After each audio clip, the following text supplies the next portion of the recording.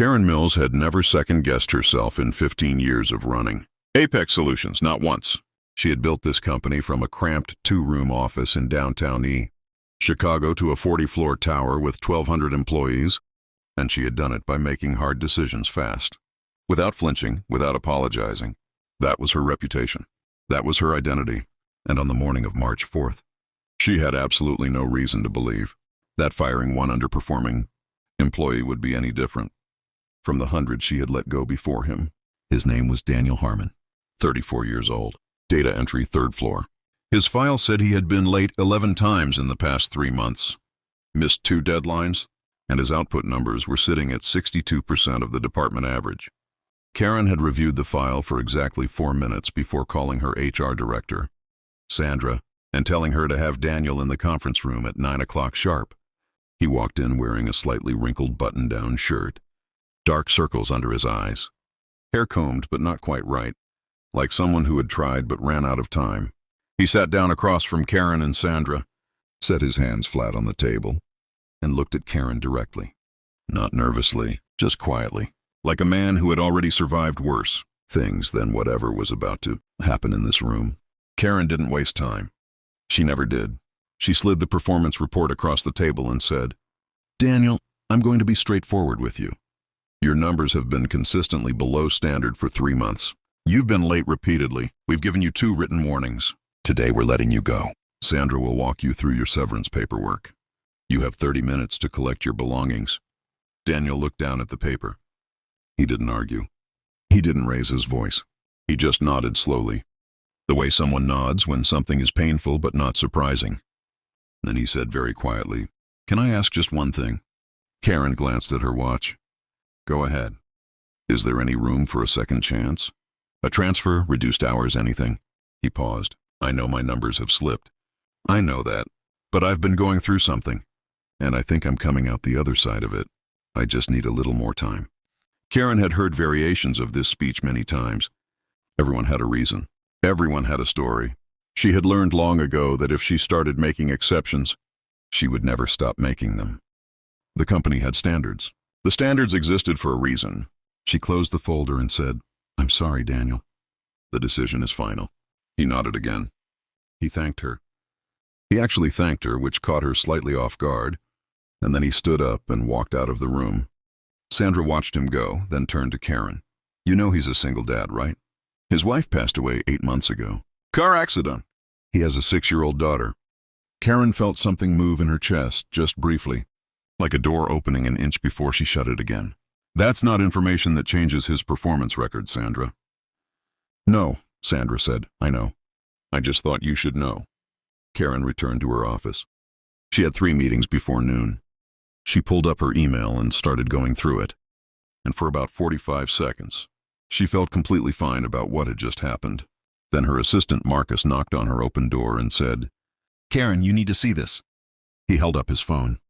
On the screen was a video, already sitting at over 400,000 views, posted 20 minutes ago.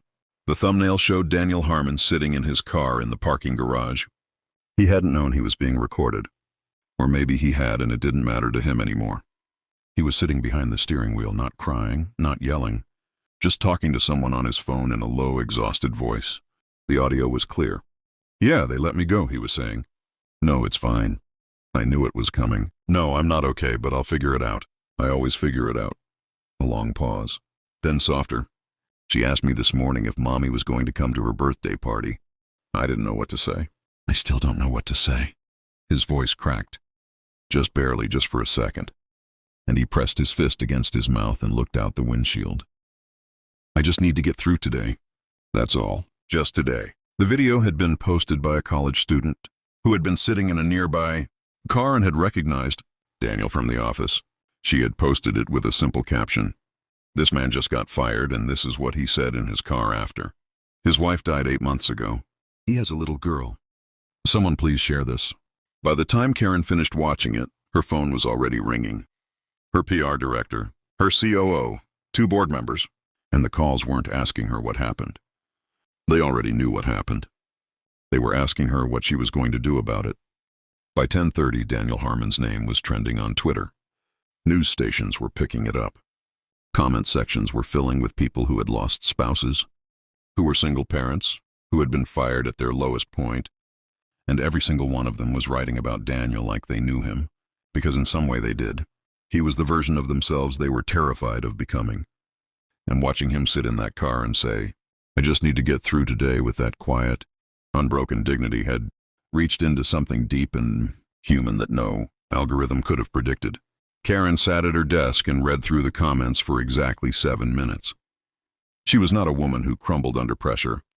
She was not a woman who made decisions based on public opinion. But she was, underneath all the years and all the armor, a woman. And what she had seen in that video, what she kept seeing every time she closed her eyes, was not a performance statistic. It was a man pressing his fist to his mouth so he wouldn't fall apart. In a parking garage, because he had a daughter at home who still asked about her mother, and now he also didn't have a job. She called Sandra. "Find Daniel Harmon. Ask him if he'll come back in. Not to HR, to my office." Sandra was quiet for a moment.